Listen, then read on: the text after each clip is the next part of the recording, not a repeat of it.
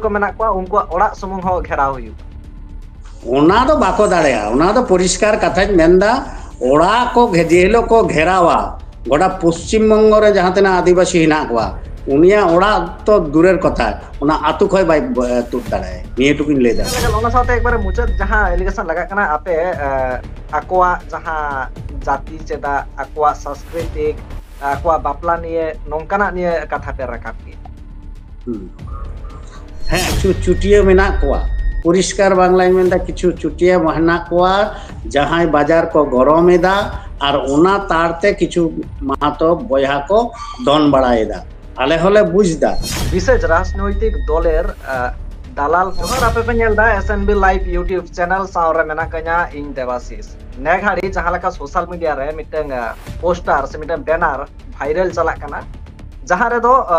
all মেনা কাদা হিজুক কান 18 November 2025 তারিখ বাঁকুড়া রে आदिवासी विक्षोभ समावेश मेना कदा जहां दो यूफा आयुर ते से यूफा परमिशन को एमा कदा गड़ो को एमा कदा ओना लेका तेगे हुयुक कना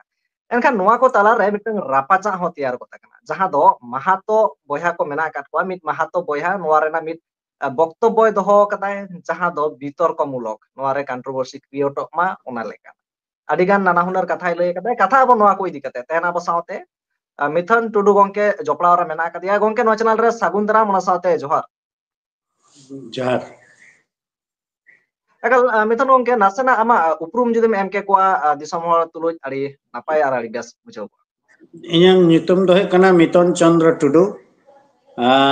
West Bengal schedule tribe welfare association রেন রাজ্য সভাপতি আর यूफा जहां तैयार करना उनारेन वर्किंग कन्वेनर एकल होय 18 नवंबर जहां दो बाकुड़ा रे मिट समावेश पे दोहो आकाता रांगावना मिছিল को चेर लाक्ति पड़ावेना आर चे दाबी को ताहेन काना ओना तायम कथा हिजुआ ओकालका कथा को राकब काना ओना को नोआ दो लाक्ति दो तिहिङा बेपार दो बांग काना नोआ दो दीर्घ दिन खय आडी दिन खय गे पहिल खय गे लड़ाई रे तुंगी मिनाक लिया बा तुंगी मिना बोना कारण आबुआ कमी गे हुयो कना जे संविधानिक जे अधिकार मेना ताबोना संरक्षित आसन रे जाते सुरक्षित ताहेन मा उना लगे गे लड़ाई ताबन ओना हतेते धापे धापे विभिन्न समय आंदोलन होई कना कखनो सीआरआई होई कना कखनो बीसीडब्ल्यू होई कना कखनो रानी रासमणि होई कना कखनो डीएम डेपुटेशन होई कना कखनो एमएलए ठे चलाव कना सेरकम गे नोडे हो उनका दह होई कना जे पश्चिम बंग आदिवासी कल्याण समिति एवं यूफावा गड़ सपहते बा उनका समर्थन ते पश्चिम बंग आदिवासी कल्याण समिति नोआ बाकुड़ा रे जहां सम्मेलनी कॉलेज माठ हेना नोडे मिटांग ऐतिहासिक जनसमावेश दहो एकल नोआ रेन कना दाबी को चेत मेना कदा चेत दाबी नोआ रे एजेंडा मेना नोआ दो पुइले एजेंडा हेना যেমন কুর্মী সহ আদিবাসী কো যাহাই ও আদিবাসী কানা বা এসটি তালিকারে অন্তর্ভুক্ত লেগিদক কানা কো ওনানা চক্রান্তলে নেলদা সরকার এবং সিআরআই ওনা হতেতে সিআরআই না এবং সরকার ঠেলে আলে দাবিলে দহাইদা যাতে নকো দো এসটি বাকো হইওক মা আর যাহাই কুমড়ো ফুমড়ো দাকো উনকো যাতে তদন্ত কমিশন হইওক মা হোস্টেল को बंद हेना হোস্টেল को निये जाते खुलक मा वनाधिकार आईन हेना ओना को जाते लागू मा आर मिटा हेना जहां पश्चिम बांग्ला रे बन नेल नाम दा अब टठा करे बन नेल नाम दा হয় पुरुलिया चाहे पात्र साहेब मेन बा कुंडी मिरुआ कथा रामपुर हाट ना कथा मेन नोआ रे अबु आदिवासी चितार रेगे बढ़ती बढ़ती नाहाचार होयक कना धर्षण होयक कना खून होयक कना ओना को सामांग रे दह कते गे 18 नवंबर 2025 से बन समावेश बन हिजुकना एकाल बुझो ना नुना धाबी नोआ साथे सोशल मीडिया तालाते गे मिट वीडियो सामांग रे हिजुकना जहां दो संजय कुमार महातो बाबू जहां दो स्टेट कमिटी कर्मकर्ता लय कने कमिया उनी मिट वीडियो जारी कताय जहां लका एकल आमा अगेंस्ट से आम साथे आरो मिट बार गंके को जपड़ा मेना कात को एनखान ओना वीडियो जानी मेना कदा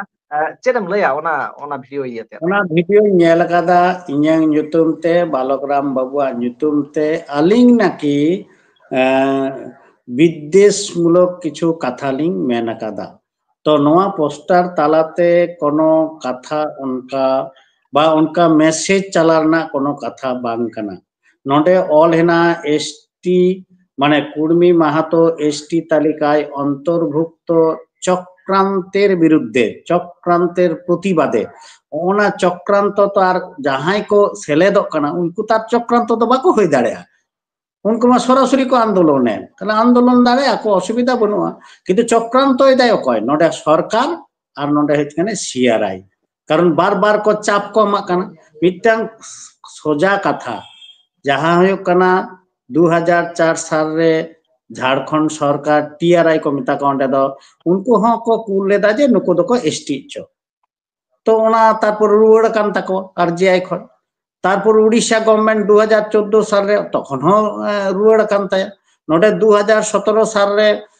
ममता दी कुल लेदा ओना हो रुवाड़ काना ओना कमेंट का को जस्टिफिकेशन एम कमेंट नोआ को कुल हुआ किंतु नित अब्दी बाको कुल कदा कारण उनको आदा बनुआ ओना हते तो बाको कुल दाड़े कदा आदो ओना जे उनको को मेनदा जे आले विद्वेष मूलक किंतु मिटा परिष्कार बुझे दरकार आले दो किंतु आपे विरुद्ध रे लड़ाई ना ता आले इच्छा हो बनो तलेया आर आपे आपे लेका आंदोलन पे आले हो आले लेकाले आंदोलन पे दीर्घ दिन धरे बोन आंदोलन दा पासापासी मेना बोना बयहा लेका हेना बोना ओने माझी माहातो भाई भाई हेना बोना तो असुविधा तो चिन्ना गाती मेना बोना बंधु हेना तोमा अब जतो फुलपारानी हेना को जतो कोनो असुविधा तो बांग होई काना ताहले उनदिन तो बांग होई काना आपे जहाँ सांताड़ को मेना काट को आदिवासी को मेना काट को बाकुड़ा रे उनको आर महातोआ जहाँ बया सगई पे रापुते ओना बया सगई दो नित हो मेना हापेन दिन हो तेहना आ जहां को मेनदा उनको दो अतिरिक्त पंडित काना काथारना बांग्ला बांग बुझ काते बेसी पंडित गिरी को उदु काते के नोकाओ काना आदो बेसी कय कय चिकायदा को बाको चिकायदा आले नॉलेज रे हो जतो के हेना हापेन दिन समय रे जदकतले उत्तर ले एमा समय रे सठिक समय सठिक पदक्षेप ले हताओ नोआ निये तो कोनो चिंता ना ব্যাপার तो बनुआ किंतु निये तो परिष्कार जे आपे साथे नुई बरং उल्टो से नोआ बोन मेना आबुआ जखन खातड़ा रे मिटांग आंदोलन होइल ना खातड़ा रे साइकेल गाड़ी ये को चार चक्का को बाको दह चौका बना खुंटी को पुतो कदा मेंदा को नोडा को रकाब ताबन पे ताले ओनकान मिटांग परिस्थिति रे हो किंतु आबु सांताड़ आदिवासी को दो संयम को उदु कदा एवं ठीक ठाक हिना को अकय साथे हो लड़ाई दो बाको चलाव कना आम कुन दारे दुन न्यूलेम बारोनिन कना आम ओडा को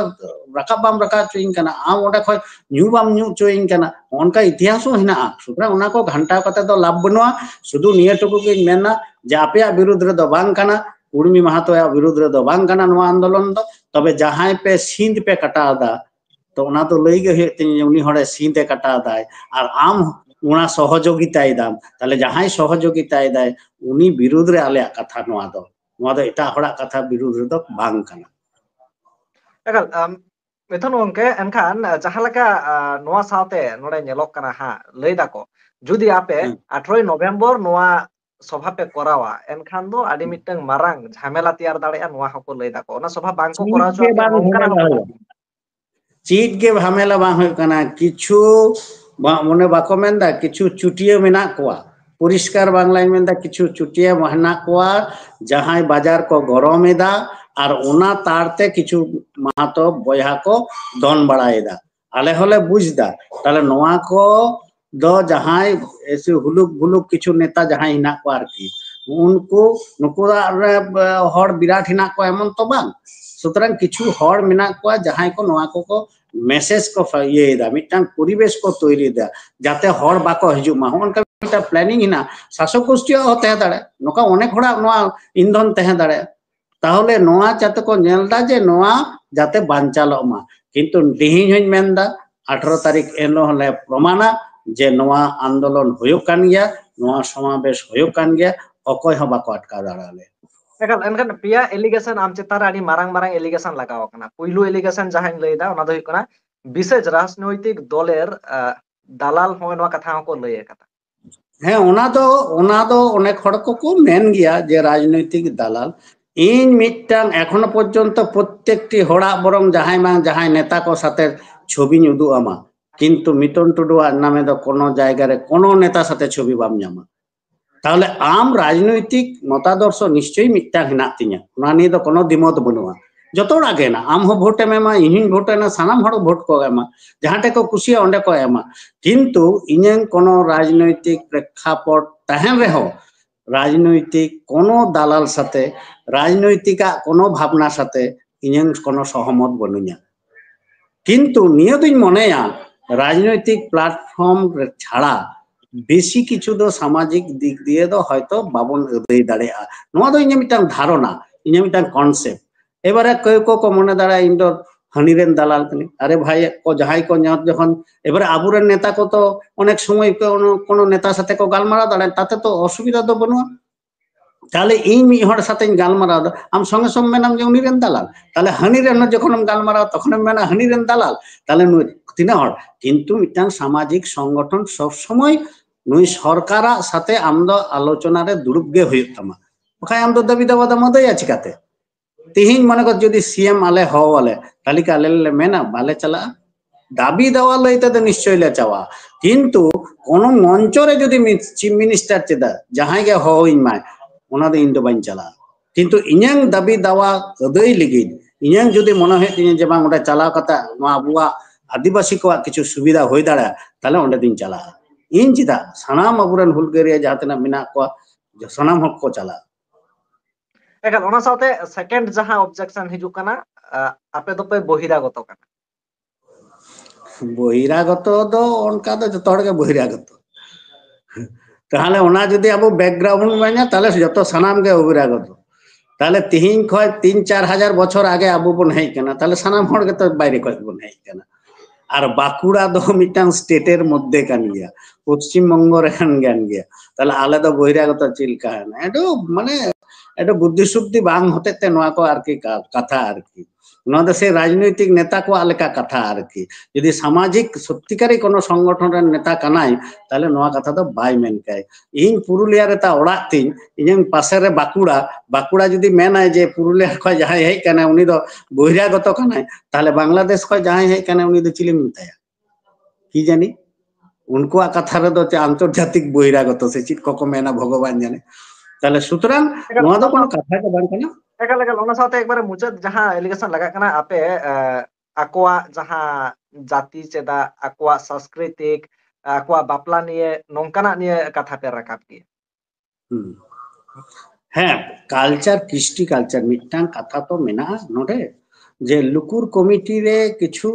বৈশিষ্ট্য হেনা 5টি বৈশিষ্ট্য হেনা ওনা বা উনকা শর্ত হেনা তাহলে ওনা কো শর্ত মানাও লেখাই গে আমদো কিন্তু নোয়া দো কো মেতা মাছিত যে তাহলে উনি তো লুকুর কমিটি গাইডলাইন অনুযায়ী উনি এসটিইউ কানে কিন্তু নুকুয়া ক্ষেত্রে যাহা হই কানা নুকু দো মিটা হিস্টোরিক্যাল কোনো ব্যাকগ্রাউন্ড বানু তাকুয়া আম দো যদি মেনা চানকু মাহাতো কানাই সাঁওতাল বিদ্রোহের অন্যতম নেতা তাহলে ইন্দু চিদা মানাও আম যাহাই চুয়ার বিদ্রোহের নেতা হয় কানা রঘুনাথ সিং পাতর তাহলে উনি রঘুনাথ সিং আম দো চিদা রঘুনাথ মাহাতো চৌমায় কিন্তু আমরা যে আবু নেল কাদা যে রঘুনাথ মাহাতোয়া নিয়ে অনেক জায়গায় নৌকা প্রতিষ্ঠা কাদা কো তাহলে আম মিটাং ঐতিহাসিক জিনিস এম চুরিদা এবং জোর কাতেম প্রতিষ্ঠায়দা যখন শৈলেন্দ্র মাহাতো যখন কো কুলিলি দিয়া ওটা হতো কোর্ট কেস হই কানা তো ঝাড়খণ্ড রে উনি কো কুলি দেয় উনি তখন মেলে দেয় ইন্দো নাকি আঞ্জম আকাদা তাহলে আম যদি আঞ্জম কাতে আদো অনেক সিরিং তালাতে হিনা ওনা হতেতে নাকি উনি দো মেন দেয় কিন্তু উনকুয়া ইতিহাস জাহাগে যাহাও কানগে কিন্তু নোয়া যে আমদে সাঁওতাল বিদ্রোহের যে চানকু মাহাতম আবিষ্কার কানা ওনা দো কারেগে আলে দো বালে ᱧᱟᱢ কাদা ইতিহাস পাতারে হব আরিলে নেলা সুতরাং ওনা দো আলে দো বালে মানওয়া তাহলে নোয়া কম চুরিদা আবু যেমন আবুয়া হেনা সংস্কৃতি রে হেনা কালচার রে হেনা আবুয়া কৃষ্টি রে হেনা তো উনকুয়া দো আবুয়া খদ ভিনা গিয়া তাহলে এখন তো উনকু দো ওনা দো কো করাও দা আম দো হাই পাগড়ি হয় যে আবু বন হরগা সাসাং পাগড়ি তাবন আবুয়া নোয়া দো মিটাং ঐতিহ্য ওনা দো মিটাং আবুয়া চিন মানে অস্তিত্ব আবুয়া মিটাং আবু জাত হিসাব তে মিনা উপরুম মেনা তাবনা তাহলে উনকু এবারে নোয়া দো যত হড় কো হরগা তাহলে নোকা তো আম তো বাñ মেনা যে আম তো নোয়াম চুরিদা নোয়াম কালচারেম হাতাদা নোয়াম অমুকিদা এমনকি সরকার চিটে চিকাও কাদা সরকার হও কিন্তু শিডিউল ট্রাইব ওয়েলফেয়ার মানে নোয়া রনা যাহা টাকা ফান্ডিং যাহা ওনা নাকি যাহা তিনা আদিবাসী মেনা কোয়া মানে ও আদিবাসী হিসেব তে যাহা ইনা को उनको रे हको फंडिंग दा তাহলে নোয়া তো বাম মেনা তাহলে নোয়া কোগে আবুয়া দো মেরনা কথা দো ওনা হতেতে নিত হইন মেনদা পরে হইন মেনা ভবিষ্যতে হইন মেনা আমার কৃষ্টি কালচার ইঞ্জান কৃষ্টি কালচার সাথে মিদ রেনা কথা দো বাং কানা মিদক কানা মানে হুই কানা আম চুরি দাম মিঠুন গংকে আম চেতান রে এফআইআর সে আম চেতান রে কেস হুই দাড়িয়া ওনা তো বতর তো বনুত ইᱧ তো ওনা কো তো বতর বতর তো বনুত তিᱧ ওনা কো তো পাট দো আডি দিনিñ পারাম গু কাদা আদো ভালি তো ডাং কেস হয়োa অসুবিধা চিন্না ওনা না লড়াই রে ইᱧ হইñ লড়াইয়া আর আম যদি মিটাম কেসা ইᱧ হইñ 10 টিং কেসা কোনো অসুবিধা বনা কারণ আমার যেমন ক্ষমতা ওনা সুমুং দো বাঙা আपेरिन যাহাই কামিয়া কো মেনা কোয়া উনকো ওড়াক সুমুং হ ঘেরাও হুইবা ওনা তো বাকো দাঁড়ায়া ওনা তো পরিষ্কার কথাই মেনদা ওড়া কো যেহেলো কো ঘেরাওয়া গোটা পশ্চিমবঙ্গ রে যাহা তেনা আদিবাসী হিনা কোয়া উনিয়া ওড়া তো দূরের কথা ওনা আতু খয় বাই তুত দাঁড়ায় নিয়ে টুকিন লে দাঁড়ায় সুতরাং উনা বতর না তো ব্যাপার বাং কানা নোয়া আপে হ তৈরি তাবন পে ইহিন তৈরি কানা সানাম হড় বন তৈরিয়া আর 18 তারিখ জমেলা রে বন ᱧᱟᱯᱟᱢᱟ একাল এনখান 18 তারিখ সামাং রে জমেলাই মেনা কাদা দিসু को चेत दिसुदिस चेत मेसेज हम सामांगा को সানাম আদিবাসী নিয়ে টুকু কে নেহরা কোয়া যে দমেল দমেল হিজুত তাবন পে এবং আবুয়া হক আইদের যাহা মেনা ওনা আবু বন বাঞ্চাওয়া এবং দহয়াবন নিহত দিসম হল को আজম কেদা বন বুঝাও কেদা বন এনখান যাহাই को যদি নোয়া বিষয় ইদি কাতে কথা দহ সেনাপিয়া নিহতি ইনা কন্টাক্ট নাম্বার মেনা কাটা আপে আপে কথা পে দহ দাড়ায়া এসএনবি লাইভ ওনা লাগিতে সাগুন দারামাই পে মানখান আইমা সারা গংকে নুনা হল অক্তাম লাগিতে মুচাদ সানাম জোহার কোগে জোহার হুল